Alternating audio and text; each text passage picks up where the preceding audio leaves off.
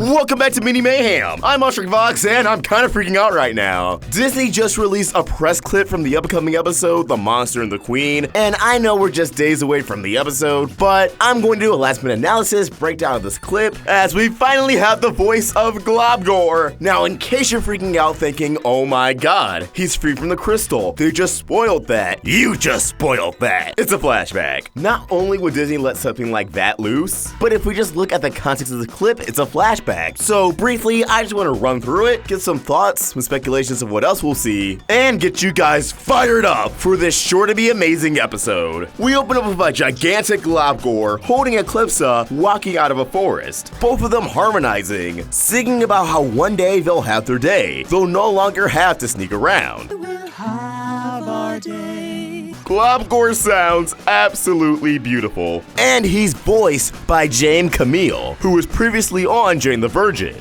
Now, honestly, this is pretty much how I expected GLOBGOR to sound. Like a puppy dog, a cutie patootie. I wasn't expecting some gravelly and deep voice, even though that's the impression he gives off. Everything we know about GLOBGOR from the Book of Spells and Eclipse's own testimonies pointed to GLOBGOR having a soft, smooth voice. Although I guess something like Slade would have also sounded amazing. Now, the one thing tripped me up was Eclipse's guitar. Because this is an episode set in the past, the synopsis reads Eclipse and GLOBGOR go on a date, so it would only be a flashback or Eclipse having dinner with a crystallized GLOBGOR. But I was under the impression that guitar was made off screen prior to the episode Total Eclipse of the Moon, as Moon deduced and Eclipse confirmed that Eclipse made that guitar out of a skeleton. However, since Eclipse requested to be kept in that room, I think we can now assume the guitar was just always there, and she made it long before she was crystallized. Now, Eclipse and GLOBGOR don't look any different than how they do now, so I'm gonna make the assumption that this episode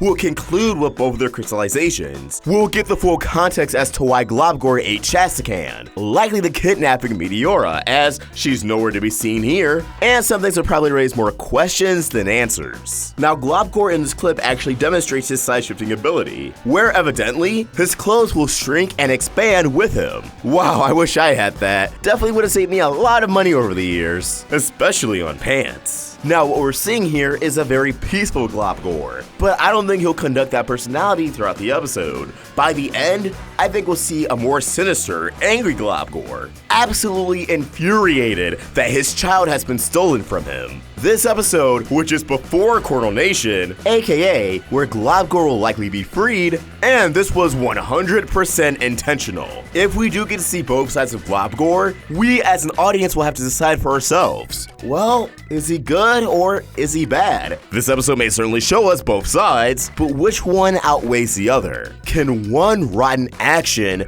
ruin the image of a person? Especially if you can argue that they were justified in doing such a thing. I think this is a question the crew wants us to ask while watching this episode. All things aside from Eclipse and GLOBGOR, with this episode being set in the past, there are two characters I'm hoping we'll see. One, Solaria, if she hasn't been killed off by this point, but considering Eclipse said she lost her mother when she was young, and she looks the exact same age here, I don't think this is as likely. But two, the character who I think is very likely to appear in this episode, Seth of Septarsis. I've talked about Seth many times. We know he's out in the shadows, but how do you introduce a character that's been in the shadows the entire time? Well, a flashback episode. Remember, GLOBGOR does not trust Seth. He believes Seth poses a danger that the humans think all monsters harbor. That being said, he may have also had a role in getting rid of GLOBGOR, having both Eclipsa and the Monster King crystallized. And his involvement will come to light here. Oh, everything's just getting so intense. But with all that said, how excited are you guys for Sunday? These brand new episodes are gonna be so insane. And you better believe that when Monday afternoon, Monday evening rolls around, you can expect full-length breakdowns on both of these episodes. So be sure to like this video and subscribe so you don't miss any. But what do you guys think?